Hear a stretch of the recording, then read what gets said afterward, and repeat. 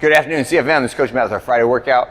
We're going to get into some more barbell work today, a little bit of cycling and a complex, as well as some pause squats. So let's begin with 12 reps of a shuttle run, so down and back 6 total times. Then we're going to get some walking, drinking birds. So this can be a linear movement where I'm just stepping, pulsing down, stretching that front hip and hamstring.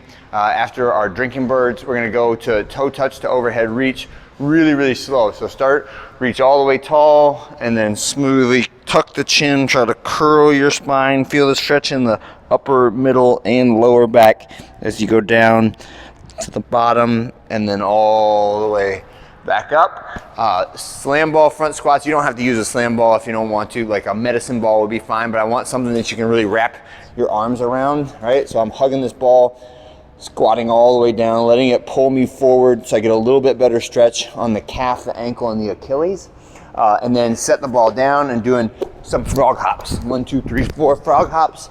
Remember, on the frog hops, the goal is to land softly. So if you can't jump, pull your knees up without smashing the ground or smashing your feet, jump a little bit lower, pull your knees a little bit lighter, and then emphasize the cat-like landing. Maybe we should call them cat jumps. No, cat jumps is another exercise that I do. Okay, we're sticking with frog hops. Get your barbell, all right? 3 to 4 minutes, working some barbell freestyle positions. So anytime I say freestyle, I don't really mean warm up on your own, because I know what that entails. What I mean is target the movements that we're gonna be doing in the complex. So some deadlifts, some Romanian deadlifts would be good. A few muscle cleans would be good. Some front rack position would be good, right? Those are the kinds of things, but I mean for you to have the bar in your hands and practice the motions that we're going to do in the workout, right? So after you get through a few minutes of that barbell freestyle, then we can practice one round of the barbell complex that we're gonna do. So I'll demo that now, and then we'll talk about how we structure this into the workout. Okay, so it's gonna start with the bar on the ground, right? If you have an empty barbell, start at the middle of your shins. Don't start all the way at your feet, okay? So middle of the shins is where we should be. 2 deadlifts, so 1, tap the ground, 2, tap the ground. Next one is a power clean from the ground. So power clean, catching in the power position. Step back to my balanced stance.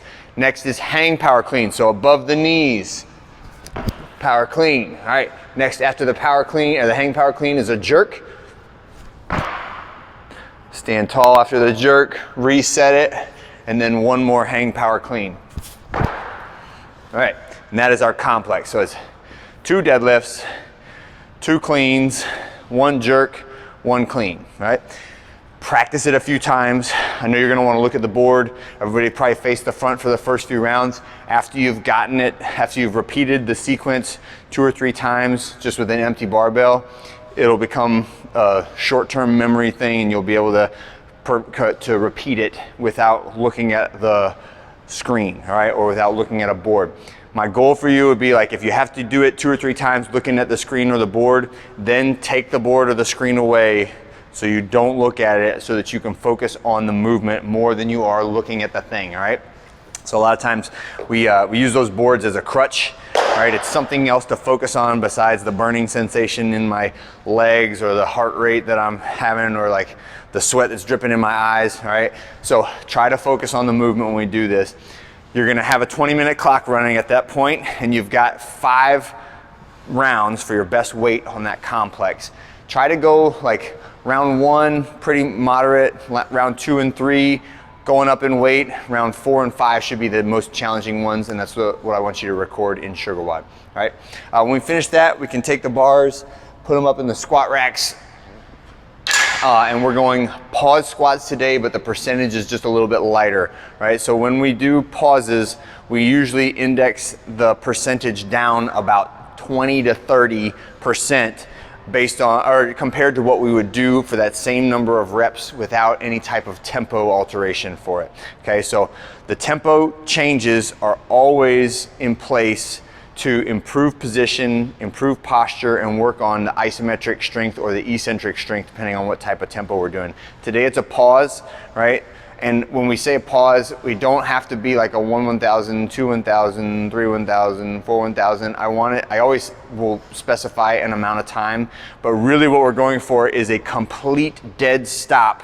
Not a slow drift that takes the same amount of time, but an absolutely positive dead stop at the bottom position, which ideally is the hip crease below the top of the knee, as long as you can do that without impinging the hip joint or causing a massive butt wink or any kind of back pain, all right?